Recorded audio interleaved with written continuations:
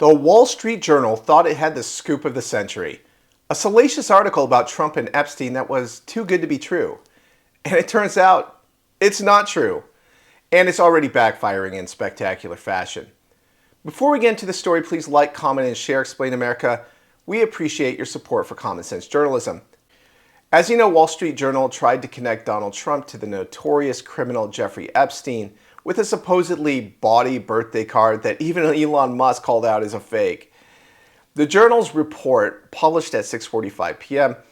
on Thursday, alleged that Trump sent Epstein a vulgar birthday letter in 2003, complete with a drawing of a nude woman and a scribbled signature meant to mimic, well, unmentionables. The article claimed the letter wished Epstein a wonderful secret every day in the years ahead, just the kind of grotesque innuendo legacy media loves to push. But the backlash was immediate. Congressman Randy Fine didn't mince words. Within hours of the story's release, he pledged to introduce legislation to terminate the Wall Street Journal subscription contract with the House of Representatives.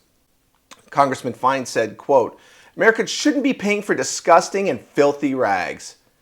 And Federalist editor-in-chief Molly Hemingway agreed, dismissing the piece as garbage journalism, writing, quote, "just way too much money for that level of quality," unquote. And on X, thousands of readers said they were canceling subscriptions, many after decades of loyal readership. Quote, "I regret to inform you that due to your lack of journalistic ethics, extreme bias, and perpetuation of a series of propaganda hoaxes, I have canceled my decades-long subscription," unquote, one user wrote. Another said, "Canceling WSJ subscription today after 35 years is a shadow of what it once was anyhow." Now, Laura Loomer, who's been a staunch Trump defender, called the WSJ story totally fake, noting everyone who actually knows President Trump knows he doesn't type letters. He writes notes in big black Sharpie.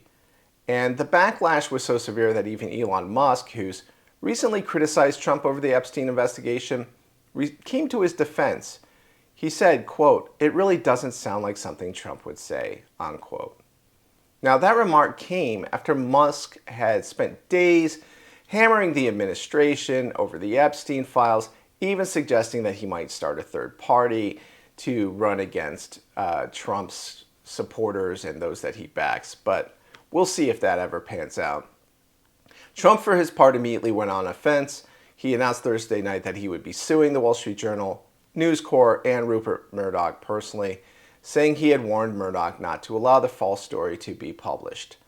The two men were reportedly seen together just days earlier in VIP seats at the FIFA Club World Cup, but now it's clear that any goodwill has evaporated. In a Truth Social post, Trump declared, quote, "The Wall Street Journal printed a fake letter, supposedly to Epstein. These are not my words, not the way I talk. Also, I don't draw pictures. I told Rupert Murdoch it was a scam, that he shouldn't print this fake story. But he did, and now I'm going to sue his ass off, and that of his third-rate newspaper." Wow. And while the media tried to spin the Epstein frenzy as a trap for Trump, he turned the tables. On the same night as the story dropped, Trump directed Attorney General Pam Bondi to seek the unsealing of Epstein grand jury testimony and related investigative files, potentially triggering a flood of new revelations that could boomerang on his critics. The Wall Street Journal wanted to smear Trump. Instead, they triggered a massive backlash, gave him the high ground on Epstein transparency, and made themselves the story. Well, that's what happens when fake news plays with fire. This is Kyle Becker with Explain America. Please react to this story in the comments. We'd love to hear from you.